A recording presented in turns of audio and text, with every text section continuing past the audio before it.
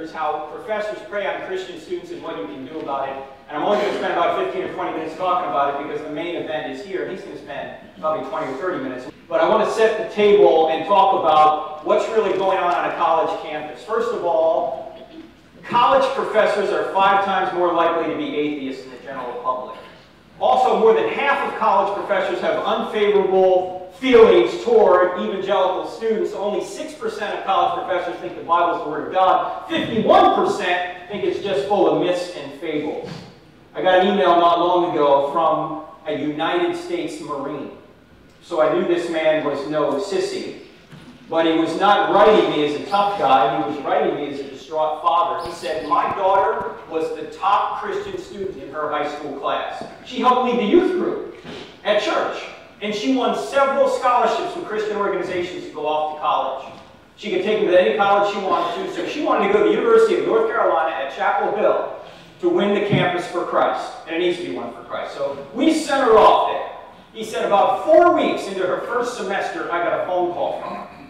Her words devastated me. She said, Dad, I don't believe in God anymore. Don't believe in God anymore? What? He said, I got in my car. I drove 4 hours from Hickory, North Carolina, all the way to Chapel Hill. I sat down with her, and I got nowhere with her.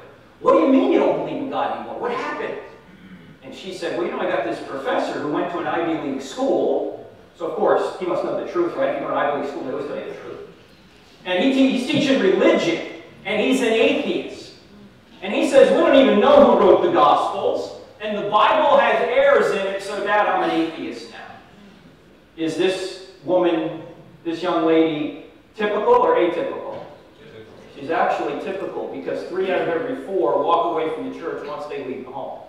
Now, there's a number of reasons for this, but one of the reasons is intellectually they don't know why Christianity is true because we've never told them why it's true. We've never given evidence, and when they run into this on a college campus, they don't know how to handle it. In fact, they'll run into professors like Daniel Dennett, who teaches at Tufts University. Here's what he says. He says, they will just see me as another liberal professor trying to cajole them out of some of their convictions, and they are dead right about that. That's what I am, and that's exactly what I'm trying to do. Richard Rorty said it well for professors. He said, we try to arrange things so that students who enter as bigoted, homophobic, religious fundamentalists will leave college with views more like our own. So we are going to go right on trying to discredit you in the eyes of your children, trying to strip your fundamentalist religious community of dignity, trying to make your views seem silly rather than discussable. In fact, that's how they do it. A lot of times they don't even look at the major issues in life, like does God exist? In fact, that's the most important question to anybody. Because if God exists, there's true meaning in life. If God doesn't exist, then do whatever you want. There's no ultimate meaning. You're just going to become worm food anyway. You know what they do? They mock the idea that God exists. They don't examine the evidence. They're not going to read a book by J. Warner Wallace or William Lane Craig, or they're not going to go back to Aquinas. They're not even going to look at the Bible. They're just going to mock it. And so kids can't handle that. This guy, Steven Weinberg, who won a Nobel Prize in Physics, he teaches at UT Austin, said this, I personally feel the teaching of modern science is corrosive of religious belief, and I'm all for that. If scientists can destroy the influence of religion on young people, then I think it may be the most important contribution we can make. Well, I thought the most important contribution a professor could make would be to teach students truth and how to think so they can go out and be good citizens. Now, according to Weinberg, is to get them out of the so-called religious movement, whatever that is, to make them irreligious. Well, Weinberg actually has it exactly wrong, because science, modern science points to a creator and to a designer rather than away. But he doesn't tell kids that. He spins the data for his own purposes, and that is to have a pulpit called the college lectern, which will teach kids that atheism is what they ought to believe. Christopher Hitchens, whom I've had the opportunity to debate a couple of times, tragically he died recently, put it this way. He said, I think religion should be treated with ridicule, hatred, and contempt, and I claim that right. Bart Ehrman, who teaches at UNC Chapel Hill, wrote a book a few years back called Misquoting Jesus, where he tries to get people to believe that you can't trust that we have an accurate copy of the New Testament documents. But Ehrman actually isn't really telling the truth, because he knows as well as everybody else we do know what the original New Testament document says. But he tries to spin it on students so they come away doubting. He goes on to say this: there are few things more dangerous than inbred religious certainty. Well, you know what? Ehrman is certain about uncertainty, isn't he? He's skeptical about everything but skepticism. Also, this lady's Miriam Cook. She teaches at Duke University. She's a Muslim. Now, she doesn't look like a Muslim, but here's what she says. She's a Muslim feminist, actually. That's an oxymoron, right? Islamic feminists are declaring that, yes, Islam is the ideal just society. You hear that? Islam is the ideal just society. Islamic feminists confront any who threaten their Islamic or local community, whether they be organizations or individual men or Christian, Jewish, or secular women. Islam is the ideal just society? Has she ever been to Saudi Arabia? Has she ever been to Iran? What is she talking about? Now, who was Duke founded by? Does anyone know? Yeah, the Methodists founded Duke. They have a Muslim feminist as a professor. Hello, McFly. What am I missing here? They're so far from the Methodist tradition that they have this going on. How about right here in Charlotte? This is James Tabor, teaches at UNCC. Here's what ABC News said about Tabor. James Tabor is the chairman of the Religious Studies Department, University of North Carolina at Charlotte. His book challenges many of the beliefs that Christians hold dear, maintaining that Jesus is neither the Son of God nor the Son of Joseph, but most likely the child of a Roman soldier named Pantera. Does he have any evidence for this? No, there's no evidence for it. You know what his evidence is? If you read his book, he says, since we know miracles don't occur, the virgin conception can't be true. How do you know miracles don't occur? He doesn't. He just rules it out. He says, well, it's got to be somebody. Why don't we just say it's Pantera? And impregnated Jesus. Do the kids know any better? Look, when they go to college, are they going to believe their pastor or the professor who the parents are spending thousands of dollars to teach their kids? Who are they going to listen to? Probably going to listen to the professor, unless the kids go there equipped. Let me tell you about some Bible courses. By the way, this is a whole hour presentation. I'm cutting a lot out. It's worse than this. Okay? But let me just tell you about some Bible courses going on at colleges. Harvard, started by John Harvard, the clergyman. You can take feminist biblical interpretation and emancipatory biblical criticism to emancipate yourselves of the moral restraints of the Bible. At Georgetown, you can take womanist theology, womanist spirituality. Now, Georgetown's supposed to be a Jesuit school. Not anymore. At University of Pennsylvania, you can take a feminist critique of Christianity. Last I checked, there was no feminist critique of Islam. They're a little bit afraid of that, I imagine. There's a lot of indoctrination into other sexual practices, particularly homosexuality, as you know. At University of Michigan, you can take How to Be Gay, Male Homosexuality Initiation. Forget the Born That Way thing. You can learn it now at college. At UCLA, you can take Queering American History. Our speaker is an alumni from UCLA. Jim, did you ever take Queering American History? Yeah. At UT Austin, you can take The Family, which is indoctrination into the idea that homosexual parenting is just as good as parenting by a mom and a dad. Ironically, a researcher from UT Austin just last year released research which shows exactly the opposite. That when kids are brought up with a biological mom and dad, they turn out way better than any other kind of family arrangement, including homosexual parenting. And the university was so incensed with it that they investigated him. And after they investigated his research, they said, the research is right, they exonerate. But you can't be politically incorrect or they're going to come after you. There was something called the Sex Worker Show, where transvestites, strippers, homosexuals, prostitutes mock American traditional values, and it's shown and financed by Duke, Harvard, the College of William and Mary, the University of Michigan, Wesleyan University, University of California, Davis. They finance this play with student activity funds. So you parents, when you pay your student activity funds, that's going to pay these people to put these plays on. Now actually, the president of the College of William and Mary was fired partially over this when he brought this on campus. And then he told the folks there at college, we got to take that cross off the chapel because it might offend some people. Well, some of the alumni got a little miffed at this, and when the university began calling homes to try and get money from the alumni, they said, is so-and-so still the president? Oh, he is? Goodbye. So money talks, right? He was let go, partially because of this. But no, they had it right there at Duke. They had it at Harvard as well. At Vanderbilt, you can take pornography and prostitution and history. At UCLA, you can take pornography and evolution. At Bates College, you can take doing it, seeing it, getting it, reading it. You know what it is. At SUNY Buffalo, you can take cyber porn and society. At Pasadena City College, you can take navigating pornography. And I don't even believe the next one myself, but it is true. At Cornell, you can take the sexual child, which advocates pedophilia.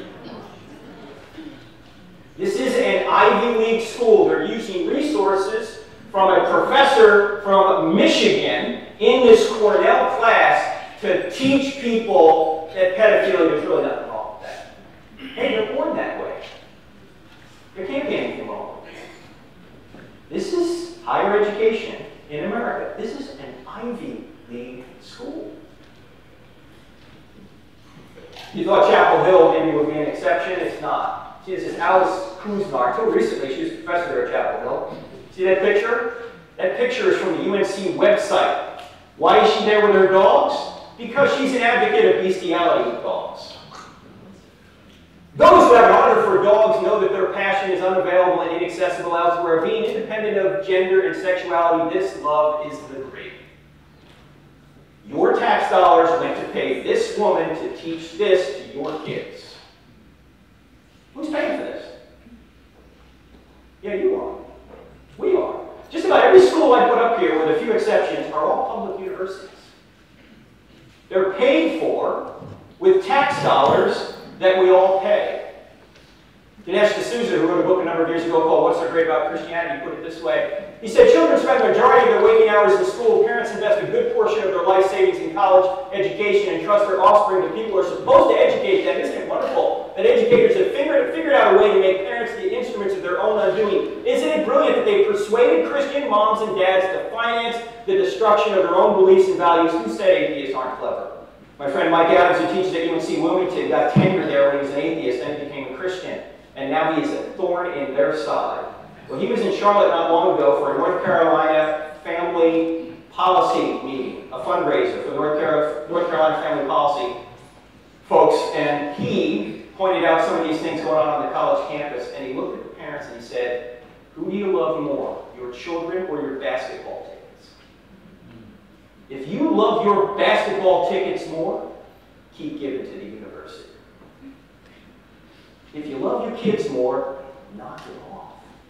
You're financing the destruction of your own children.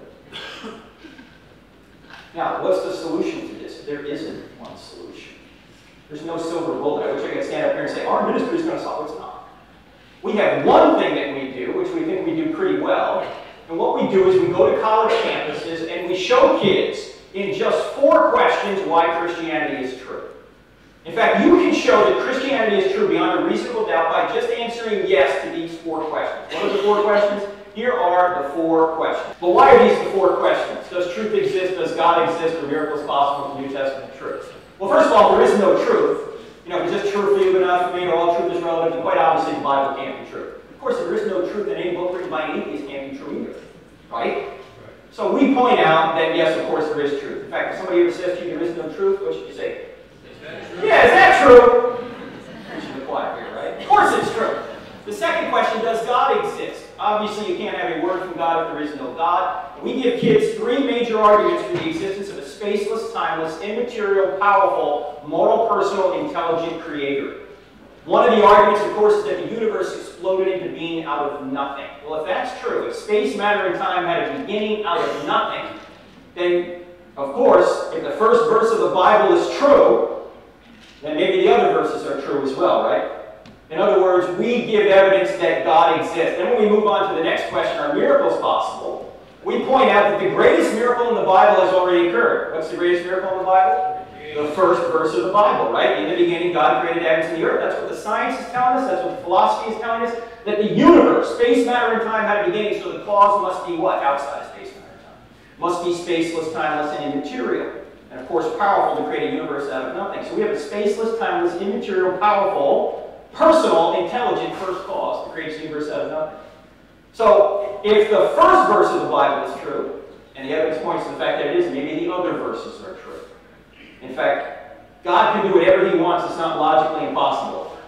inside the universe. If he can create the whole universe, right? If he can create the whole universe, can he raise Jesus from the dead? Of course. If he can create the whole universe, can he part the Red Sea? Of course. If he can create the whole universe, can he keep Jonah alive in a fish for 3 days? And people come to me and go, how do you believe the Jonah miracle? Man, if you can believe the first verse, everything else is easy, right? In fact, some of you are thinking, wait, you just said something I don't agree with. You said God can do whatever he wants. It's not logically impossible. I thought God can do anything. No, there's even some things God can't do. He can't do logically impossible things. Like he can't create a square circle, right? Doesn't exist. He can't create a one-ended stick. Doesn't exist. Can't create a married bachelor. Doesn't exist. Can't create an honest politician. Just some things God can't do. All right?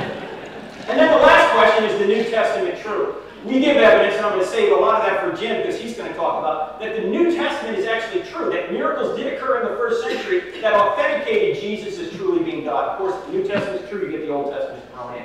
The main event now, ladies and gentlemen. That's what we do, but it's not just me out there doing this. Ted has now joined us, and we've trained about 180 people around the country that do this wherever they are. So there's a whole army of people affiliated with crossingfamily.org out there. But the man that you came to hear tonight is Jim Wallace, and he was an atheist for the first 35 years on the police department. For many years, his father was a cop. His son is now a cop in the LA area. He's actually in Torrance. And Jim, as I mentioned, an atheist until he was 35 years old. And he was an ornery atheist, he said. He was real ornery. But he's been able, over the years, to solve many cold case homicides. In fact, one of the cold case homicides he just solved, after 30 years, the murder occurred in 1981. The guy murdered his wife and said that, no, she ran off. I don't know what happened to her. And this case went cold for several years until Jim got involved. And without any direct evidence, without even any circumstantial evidence, he solved the case and got the guy to confess. And this was the subject of Dateline. You may have seen it. It aired, I think, just in March. You can go on YouTube and see it. He's been on Dateline several times. He's been on other TV programs solving these cases. And I can't tell you any more than I'm going to tell you right now. But he's on a case right now that he is going up against a very famous attorney. I can't give his name. All I will say is OJ. Okay? So he's on the beat out there still, but what he's doing more than any of that right now, he's retired from the police department. He's just working as a consultant on some of these cold cases. He's out there doing what we're doing as well. And his book, which you have, Cold Case Christianity, is a totally unique book. Why? Because he has insights the rest of us don't have. He's been doing this for 25 or 30 years, using historical evidence to discover the truth. Well, what do we do when we try and discover whether Jesus rose from the dead? You use historical evidence to see if it really happened. So give a very warm welcome to the great J. Warner Wallace, ladies.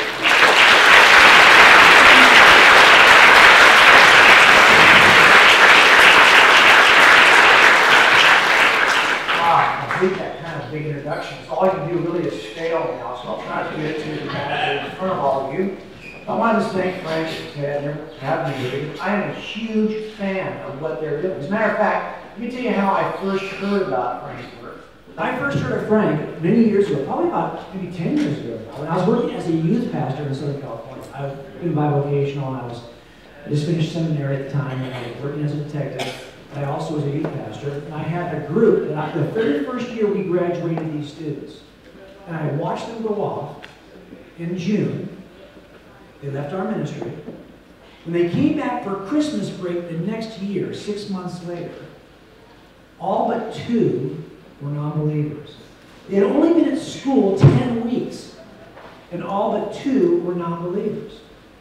And I thought, wow, I am the worst youth pastor in the history of youth pastors. But it turned out that it wasn't really anything unusual.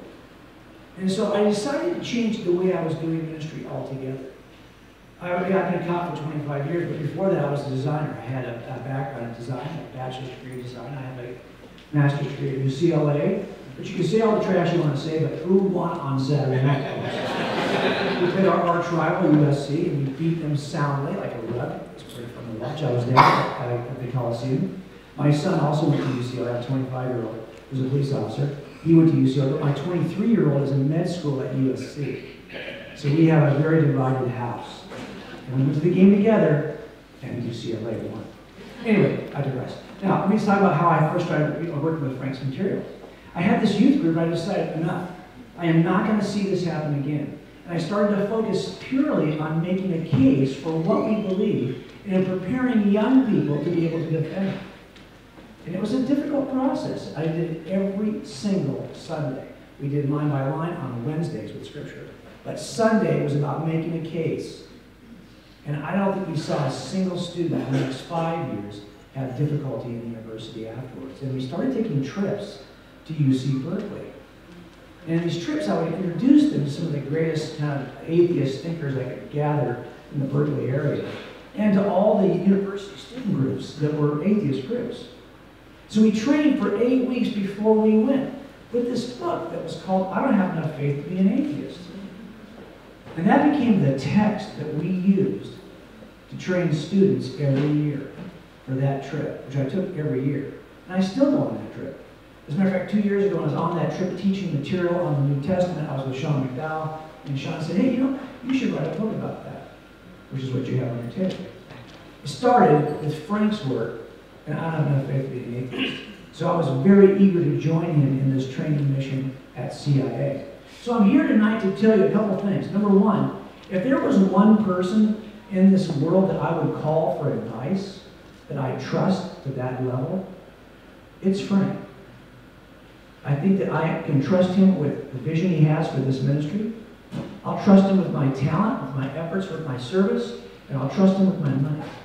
Because I think he's got the right, he's on the right trail here, he's doing the right thing, and I want to illustrate it for you tonight with 3 pieces of law enforcement equipment. Okay, so hang on. I just want to show you 3 pieces of equipment that we use. There's a lot of cops in this room, by the way. Did you know that? There are a lot of cops in this room. So I'm not going to show you guys anything new, but for the rest of us, I want to illustrate why I believe crossexamine.org, Cross-Examine as an organization, the work that Ted and Frank are doing is so important by using these 3 pieces. I discovered this difference between belief that and belief in. Have you ever thought about that a little bit? There is a difference for our young people, too. I think you can illustrate it in a simple way, using this vest, which we are assigned as officers. I'm going to have to put this down. So give me a second. Now, in the old days, we didn't have a wraparound bulletproof vest. This is a wraparound vest. I don't know if you got first done, if you first got hired, if they had a wraparound. But these are the unwrapped. This is a wraparound now. In the old days, we didn't have these. They're made out of Kevlar, and they've got a trauma plate where your heart is. That should stop a higher caliber round. Of course, you have to be lucky to get shot in that heart, right? Because, officers, we're so unlucky. One shot over your shoulder hits us right in the forehead. I don't know why that's the way it is. But we used to teach our officers to have a certain position towards suspects. Instead of providing a full profile to the aggressor, we taught our suspects to blade to the aggressor and aim at the aggressor this way. But what are we giving them? We're giving them the side of our body, and we didn't have a wraparound vest. So after a couple of bad things happened, we realized we better have something that protects the side of your body. So now we use these wraparound vests. Now I say all this because I want to illustrate why this is so important what we're trying to do at universities. And I think it's critically important. I had an OIS one time, an officer-involved shooting. An officer-involved shooting, they'll call out the homicide team to make sure that it's a legitimate shooting, to make sure the officer didn't do anything he shouldn't have done. And I was on that team for about 10 years. And one night I got called out in the middle of the night for a guy, an officer, a young officer. He only been in our department maybe 2 years, who almost died that night. He got involved in an officer-involved shooting. Now, when we get assigned these vests, they show us that they can stop a round. They put them on a target, and we shoot at them. So we can see that the rounds don't go through the vest. And that gives us belief that the vest can stop a round. Now, this particular night, I called out for the officer-involved shooting. When you get there as an investigator, you ask the officer to walk you through the shoot scene and show you everything that happened. So the officer began to walk me through. He pulled over a car. He thought it was a drunk driver. He got up on the car. They pulled into a parking lot. He walked up on it. He saw the window roll down. He smelled alcohol coming out of the car. He asked the driver to get out of the car. Driver gets out of the car, and he looks at him right away and goes, oh, this guy's not a regular guy. This guy's a pretty hardcore parolee. And as a matter of fact, he was right. The guy who got out of the car was drunk driving, but he also had a handgun in his waistband, under his shirt. And he had just been paroled. And he didn't want to go back for a county for a 1-year stint because he had a gun. You can't be a parolee with a gun. So as he got him out of the car, and he said, hey, he realized this guy was pretty hardcore. He said, I need you to turn around so I can pat you down before I do the FST, this field sobriety test. And as he said this to this young guy driving like this parolee, the parolee had to make a decision. If I get caught with the gun, I'm going to go back for a year. So he decided right there he was not going to go back. So as he turned from the officer, he pulled his gun out, he turned back around and faced the officer. He's about from me to this wall. And he's got the gun up at the officer. So the officer told me, he says, I was caught off guard by that. Didn't see that gun. And I stood there and my hands were nowhere even near my gun. And I knew this guy was going to get the first round off. I just knew it. So I decided I just would tense my stomach muscles and take the first round and just return fire. But he prepared in that moment to move from belief that to belief in. Because in that moment he knew he could do nothing to prevent the first round. He was going to have to trust the vest to do what he knew it could do, but had never trusted it for that before. Does that make sense? It's in moving from belief that to belief in. That's what we want for all of our kids, isn't it? No, I want to be able to trust in the Christian worldview in a way that's not just an intellectual assent. That I trust in it. I put my faith in Christ. But do you know, unless you go through belief that to get to belief in, you're standing on shaky ground. There are lots of young people in our universities right now, come out of our homes, who believe that this is true, but they don't have the foundation. They don't have the intellectual foundation for why it's true. They put their trust in Christ, but they don't know why this is true over, let's say, Mormonism or over atheism. So when they're challenged because they have no belief that, they've never seen the thing take around, they're not sure they can trust it in bad times. This guy knew. He'd seen this vest stop rounds.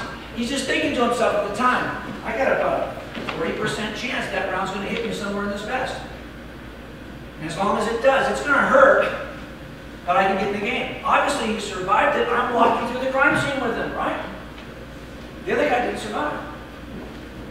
I want our young people to move from belief that to belief in. Not just to jump to belief in, to trust in something without ever knowing if it's true. I don't want them to be accidental Christians. I want them to be intentional Christians. Because that's the kind of Christianity that survives in the university. That's what Frank and Ted do. We try to give kids a reason, the foundation for what they believe. So that when push comes to shove, they'll just trust it. I can trust this. I know it works. I just know why it's true.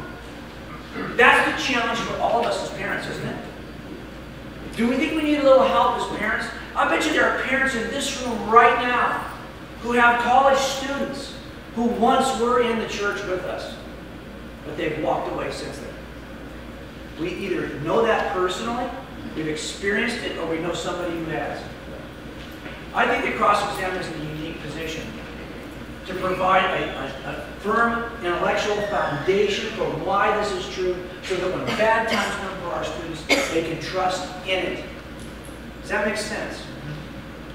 I want to go one more step with you. I worked in surveillance teams for years, and he wanted to show a picture of when I had long hair, but I didn't want to show it. But you know, for 4 years, you don't have to cut your hair, and you're a police officer, you're not going to cut your hair. Okay? You know that, because you have this stupid haircut your whole life. And for those 4 years, I didn't want to shave or cut my hair. I looked pretty bad. As a matter of fact, my neighbor across the street did not talk to me. I had moved in, I had just joined the surveillance team. I had a work car, I would take home at night, so it was a small Nissan Sentra or Stanza or something. This looked like a car that was faded. We were a surveillance team. We'd follow guys around until they do robberies. And so I looked like a bum. And this guy, until I cut my hair to go into robbery homicide, he did not come across that street. We had a vest just like this vest. And this vest would be all geared up with all of our equipment, and it would sit in the passenger seat. I had black passenger seats, and all my cars had black seats. It would sit over the seat, and it had everything in it. This is a little bit different now than the kind I used to use. I'll put it on. Okay, so this thing, in the old days, it had every piece of equipment we needed was in this vest. It was that way intentional because we wanted to have quick access. So you could just throw it over your shoulders and get in the game. Because you would sit all day long watching bad guys. And you're in shorts and a t-shirt. And you're just driving around, they don't know who you are. And then at some point, when it's time to make the arrest, you've got to get suited up. You've got to get suited up quickly. So the vest had everything you needed. It had a holster for your gun. It had your handcuffs. It had your radio slipped in here. Everything was in place. Now we stopped doing that because if you get in a shooting, it's really a bummer when all your stuff gets shot up. So you don't want all your stuff right here in the 8 to 10 ring. You don't want that out. That's stupid. Because all your stuff gets shot up. So we changed the system. But this time, one vest had it all. It had the bulletproof vest in the lining, and it had all of your tools of the trade on the vest. Make sense? Now, we actually have this sitting, and if we decided to do a search warrant, we would get on the radio and say, we're going to do a search warrant. You know, you're outside, you vest up, we all get vested up. And all of us had been on a SWAT team prior to working in this surveillance team. So we understood how to do entries. And when you do an entry with a 5-man team, it looks kind of like this. The first guy's called your scout. He's usually the shortest guy on the team. He was for us anyway. Because the next guy behind him is the backup. That was me. I'm not that tall, but I had to be taller than my scout. Because my job when I make the entry is, he's going to address the aggressor. I have the rest of the room. So I can make sure while he's focused on that one bad guy, somebody from the side doesn't get us killed. Okay? So my job is to be his backup. Then you have other people all the way back to the rear guard. 5 guys. You make the entry this way. On this one particular day, we decided to do this entry, a search warrant at the end of the surveillance we did. And as we walked in the room, we had information about our bad guy. He's been selling dope, and on his couch, he's always sitting on his couch, we knew. And in the couch cushions, that's where he keeps his gun. So as soon as you get in the room, if he's sitting on the couch, make sure you get his hands where you can see him. Don't let his hands go down to the couch, because that's where he keeps his guns. Be aware of it. Okay, so we make the entry. The guy who's my scout, his name is Jeff. He walks in first. He starts screaming at the guy. Let me see your hands, let me see your hands. Our guy's sitting on the couch. He's got his hands down by the cushions. Jeff knows the information. He's screaming at this guy. Let me see your hands, let me see your hands. The guy's looking at him like, he's thinking about it. He's not going along the program. He's thinking about what he wants to do. And this is happening in seconds, okay? But I can see that Jeff is like getting anxious. By the tone of his voice, he's starting to scream at him. Let me see your hands, let me see your hands. I'm behind Jeff, I read initially, but I wanted to see more of the room, so I stepped to the side, just enough to catch Jeff's vest in my peripheral vision. He's standing here, I'm standing just to his side. I'm trying not to focus on the bad guy because I have the rest of the room. But I could see in my peripheral vision that Jeff had walked into the room and had forgotten to turn down his patches. Now I had my patches turned down. So when I stepped to the side of Jeff, the bad guy saw me and raised his hands. See, I think when he first walked in, he wasn't sure if we were just a dope dealers down the street turned into a dope dealer. He wasn't sure who we were. But the minute he knew we were cops, he complied. I can't tell you how many times that's happened in my own career, where you get called to a bar fight. And you probably know this too. You walk in, Don, you probably had the same experience. You walk in and sure enough there's some big fight and you're the first guy on scene and you're by yourself and you're looking at these guys and you're trying to break it up and you're thinking, you know, this could get ugly. And they're looking at you and they're thinking, I can take this guy. Right? But they don't. Because they know that this represents something. And that this is the first of 40 more guys who are going to come through that door, who knows when. So I don't want to mess with that guy right now. He's not alone. He's part of a larger group that they trust is going to kick your rear end if you mess with this guy. Make sense? So when I stepped to the side of Jeff, this guy complied. Let me tell you what I'm seeing on the college campuses. My young people who graduate from youth ministries all over America. They do not want their patches down. They want to sit in class right now, every day with their patches up. You know why? Because they're not sure that the team that's on the other side of the door is all that deep. They're not. They're not sure there are answers for these questions. They're not sure if they called their youth pastor and talked to the next guy in this group that there may be an answer for these questions. They're not sure. I want our young people to know they're part of a larger body, the church family, and we have the truth. We have the answers. We're on a big, deep team. You can walk with your patches down. You can be absolutely confident of this. You can be proud of this. I don't want you to sit in that class for 10 weeks and pretend like you're not a Christian because you don't think your case is that good. That's what our young people are doing right now. You know, my one son, before he became a cop, he was a psychology major at UCLA. You don't think he got into a little bit of grief about his Christian beliefs? And he's easy to work with. I mean, he's a tough-minded kid. He was happy to claim Christianity and make a case and fight the fight. My other son was 23. He was a microbiology major. It's a hard science. You think he got some pushback on Christianity? The more he learned working in genetics and in microbiology, the stronger his faith became. Because he knew there was no way to explain this kind of complexity of information from a naturalistic mechanism. There was no way to get there. You know what I'm saying? So he became very comfortable. I don't want either of my kids to pretend like they're not Christians, though, because they're afraid there's no team behind them. That's what cross-examine does. It builds a team. They've trained over 180 people like me to be able to make the case. They're sitting in this room. They're all over the place. And we go out and we do the business. We do the training. And let me tell you what you're going to see. I printed this up, well, Buck did, I want you to see it. There are eyewitness accounts in your little packet. Take it out. Flip over the first couple of pages. You'll see right here it says eyewitness testimony. Right here. If you get a chance tonight, would you just read a couple of these? I have this experience. I just had it last night at NC State. I was at NC State doing a presentation on that book on your table, showing students why they can trust the reliability of the New Testament on that Cold Case Christianity book. And they'll come up to you afterwards, and what they say to you? Thank you. God, thank you. I wasn't sure. They just want somebody who possesses the knowledge to pass it on. You know, I did a book signing at a huge church in Palm Springs. Now, Mom came up to me afterwards, after a presentation, we did 5 services. And after the presentation, she said, "Would you please sign a book for my daughter?" She walked away from the faith. "I want to give her your book." And I was just heartbroken. And I just told her, I said, "You know, I'll be happy to sign a book, but you know, she's not going to read it." She came to you, though, right, with questions a few years back. I bet you she did, right? When she first started having questions, yeah. And that's when each of us has to know what's in these books. So we can be the ones who give our kids the answers. They want those answers from us.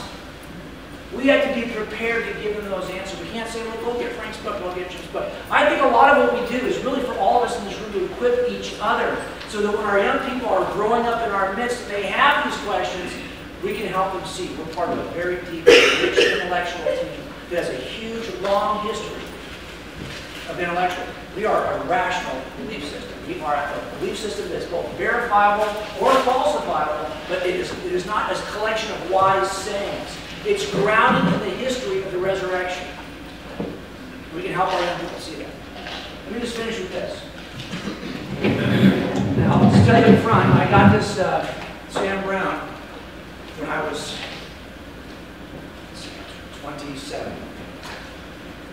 So it's very tight, okay? Because when I was 27, I was a different weight than today. And I refused to buy new equipment. Hang on. Right. Here we go. Okay. Now we're going to sign these Sam Browns, right? They're a little bit different. My son's Sam Brown is not leather. He wears leather on Sundays on. Because he thinks it's, like, you know, it's a holy day, so you wear your best gear. Every other day he's wearing like mine. And it's really hard to fly with your handgun, so I brought with me a training handgun. Training handguns are plastic, and they're blue, and they fit all your equipment on it. So like your flashlight, all this stuff fits on your gun. But the gun is just plastic. So no worries, you don't really get it, okay? You know, if you're in California and you want to shoot guns, it's not like North Carolina, okay, I'm sorry. You got a SWAT team over to shoot guns. This is what we use to train. So, all right, so I wanted to share with you a technique that I learned, right, when you're working in SWAT teams. And it also helped you realize how stupid television is. Okay, here we go. First of all, when you see someone in a television show who's walking around like this, turn the channel. It's a stupid show. No cop walks around like this. You only point your gun at things you want to kill. I'm sorry, that's why you have a gun. So you're not pointing at the ground. I'm not killing cats. I don't point at the ceiling. I don't want to hurt those things. Okay, you see it now. Let me show you. Okay, so now if you're entering a room, and there are times when you do a room entry where you are very vulnerable. So you want to enter the room as carefully as you can if you're going to extricate somebody. I've had to do this. It's a scary kind of, it's definitely a pucker moment, okay? So you have to really think about what you're doing. And trust your team, and use good tactics. There's a big difference between cover and concealment. Do you know that? So for example, I can get concealment behind this drape. Can you see me? But for the most part, you can't see me behind it. That's good concealment. Is that good cover? No. If you shoot through that thing, it's going to hurt. Okay, cover's different. Cover stops rounds. Concealment just hides you.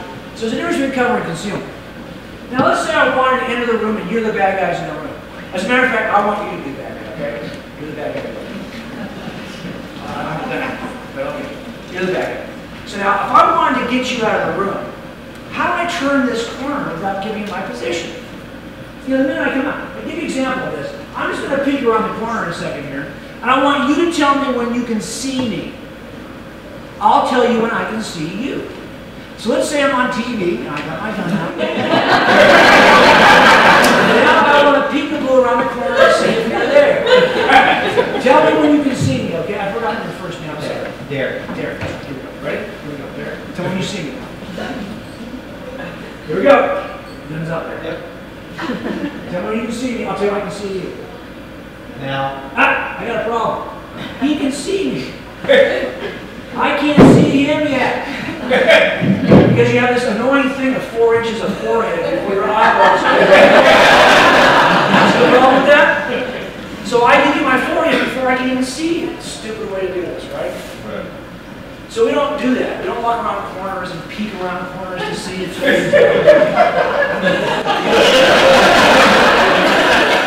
that on TV though, right?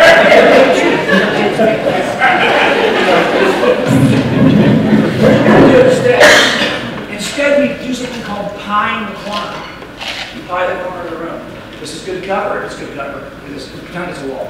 If it's a wall and it's good cover, I don't need to stand right up against the edge of it to see if you're there. As a matter of fact, what I'm going to try to do, I'm going to use the entire depth of the room. The entire depth of the room. I'll show you guys in a minute. I'm going to stand as far back as I can from that edge. It's still covered for me, whether I'm up here on it or whether I'm back there. It's still covered. I don't need to be right up on it, right? It's still covered for me. So in this case, I'm going to pie the corner, which means I'm simply going to stand out here at the edge, and then I'm going to move slowly, creating a pie wedge off that corner, you see what I'm saying? Until I can see you. Now I'm going to tell you when I can see you, you tell me when you can see me. Okay, and I'm not going to put my head, I'm going to do the way we actually do it. Ready? I know this is not going to be different from on this side. I apologize. You'll get it in a second. Here we go.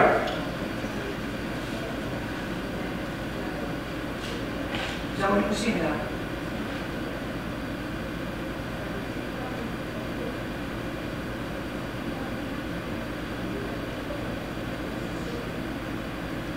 I got you.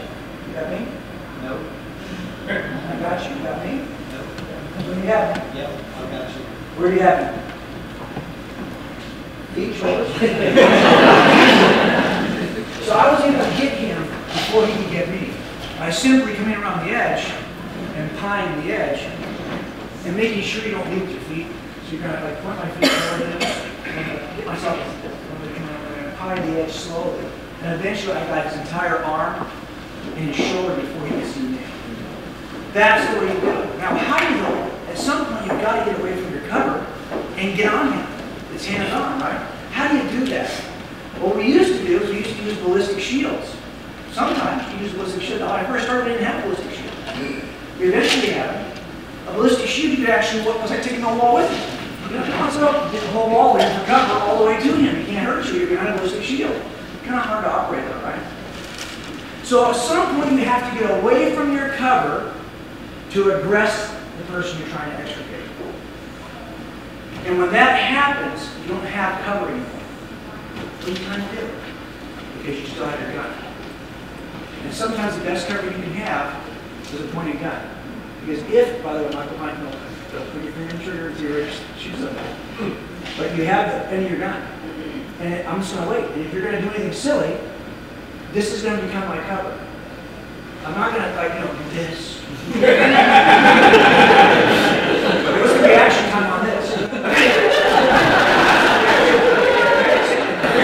So no, yes, you're going to actually have the covers at the end of your gun. And there are times when you enter a room when the only cover you have left is the end of your gun. Pointing. Does that make sense? Yeah. I don't want our young people to stand behind cover. And they do it. You'll talk to them. They don't want to identify themselves as Christians. They certainly want to speak up and come out from behind cover. You know why? Because they don't think they have a gun in their hands. I don't want to analogize it to weaponry, okay? What I mean is, they don't think they have sufficient explanations that they can offer.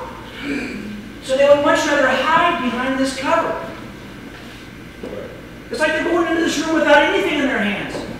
They don't have a ballistic shield or a gun or anything. That's the way they feel. If they were to walk in equipped, they're ready to at least engage in a conversation. They have something in their hand. That's what cross-examine does, is it puts tools in the hands of Christians so they'll have the courage to come out from behind the cover. That's why we do this work. Do you realize that this is the most important generation in the church? I hate to say it, but it is. It's not folks my age that are leaving the church. It's young people. By the way, when's the last time a guy my age wrote a piece of music or poetry that changed the culture? It's people that age. They are the movers and shakers and influences in our culture. These are the folks who are making the decision the next generation will embrace. As far as they're concerned, we're done. We can equip this generation, and if we do that, we will change the world. Not us, but the people we equip. That's why we have to invest. And, most of us as churches, we don't even spend the money on youth pastors that we think we should. We don't spend this kind of time training our young people.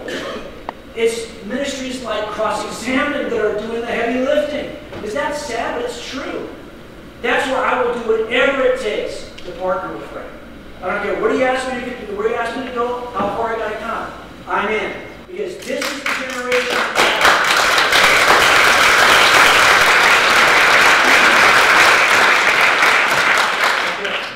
Now listen, I'll tell you that I, as an atheist, the thing I hated the most were Christians who were asking for money. That kept me out for a long time. I'll just be honest with you. That for somebody who's a non-believer, that's offensive. If you believe this is true, God will be willing to do it for nothing. Don't ask me for my money. That used to bother me. And I'm very, even now, hesitant. I'm skeptical of people. By the way, skepticism serves police officers very well. It does.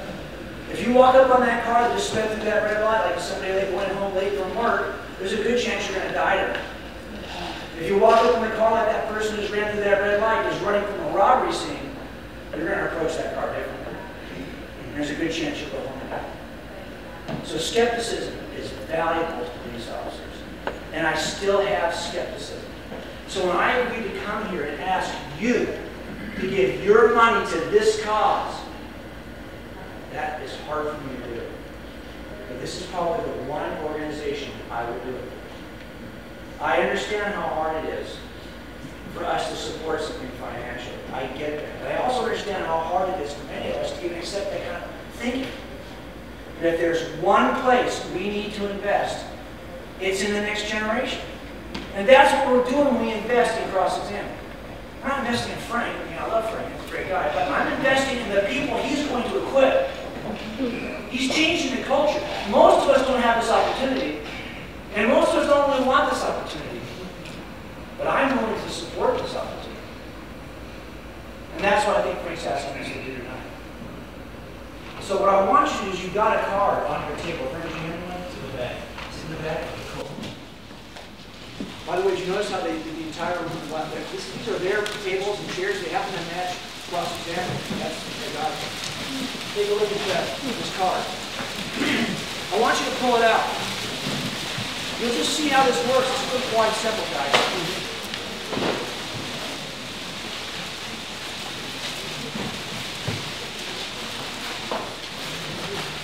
Here's what I love about what Frank does.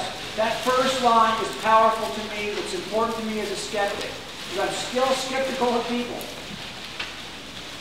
No money spent on buildings, stuff. It goes to ministry. We have to make a decision tonight. Are we willing to support the work that I think is the most important work we're going to do in ministry right now, is equipping young people. So I just want to ask you, whatever God's laid on your heart, this is the time I think to support Frank. You're not giving money to Frank. You're not giving money to me. You're supporting the most important cause I think right now, which is equipping young people. So do me a favor and fill it out. Whatever God can lead you to donate, just donate it. This is really hard work to do. I know I can't think of another ministry right now. And I work with Stand to Reason. I volunteer there. Stand to Reason is a great apologetics ministry. But the work that Frank's doing, we at Stand to Reason partner with him at CIA. Why? Because he's doing the hard work. And it's worth supporting. Let me finish with this. I sometimes will say this because I think I look at Frank as a mentor. I look at Frank as a leader, and I'm willing to follow his lead. And police officers understand the value of that. So I'm willing to follow his lead. But I think sometimes you get in this position where you think, wow, it's like these $1 million apologists out here. And I'm going to tell you, I say this all the time on my own podcast. We don't need any more $1 million apologists. We need $1,000,001 apologists. That's what we need. And that's what Frank is training, both in all of us who've gone through CIA or are working to train others at CIA, and every single young person he trains to become a case maker, to defend what they believe. And if this church family had $1,000,001 apologists, we'd be in a very different position right now. And these professors could say whatever they want to say at the university. It would have no impact on the ears of $1,000,001 apologists. And that doesn't come for free. So take a second right now and just fill out what it is you're willing to do to support Frank. Let's close in prayer. Christians have a problem. 75% of our young people, 3 out of every 4, walk away from the church once they leave the home. Intellectually, they don't know why Christianity is true. They run into liberalism. They run into atheism, and they don't know how to handle it. I do have a lot of questions about Christianity. I'm a Christian myself. It's hard sometimes to be consistent with what you believe. As far as organized religion and scripture and everything, I'm not all into that. And listening to my friends is hard. Well, I'm here to say I don't think the atheists have a good point. I think it takes a lot more faith to be an atheist than it does to be a Christian. We're coming to college campuses, high school campuses, and churches to show you why you ought not have enough faith to be an atheist. If there is no God, it's just your opinion against, say, Hitler's opinion. Evolution would only be able to look at the behaviors or the particular actions. Does truth exist? True for you, but not for me can't be true because it's true for everybody. Does God exist? Now, which view is more reasonable? No one created something out of nothing, or someone created something out of nothing? Since something exists, then something must have always existed. Are miracles possible? The greatest miracle of all has already occurred. and we have scientific evidence for it. Is the New Testament true? Many people will die for a lie they think is the truth. Nobody will die for a lie they know is a lie. Every year at our Cross-Examine Instructor Academy, we train about 30 instructors to take this truth all over the country. You could simply stand back for a moment and see whether the argument actually works. We're reaching thousands in person, thousands more through DirecTV, 16 million homes, radio, 136 stations, and the web. What these guys are doing is really cool because it's offering a forum for people to talk about issues that everyone thinks about. I came in believing myself to be an atheist. It was very nice to see someone with Christian beliefs backing it up with such scientific knowledge and facts. His closing statement really kind of sealed the deal, and it's probably one of the best arguments that I had ever heard. It was really neat to take the Bible out of if God exists or not. So it was really neat that he was able to do that and have, I guess, substantial facts. Before he came, I really didn't have a super strong apologetical, understanding of how to defend the faith. Now it's overwhelming, the evidence. When we go on a college campus, we don't charge students a dime. That's why we need your financial support. If we don't reach out to save the 75% of young people who are leaving the church, who will? If we don't reach out to the atheists, the skeptics, the agnostics, who will? Thank you for standing with us.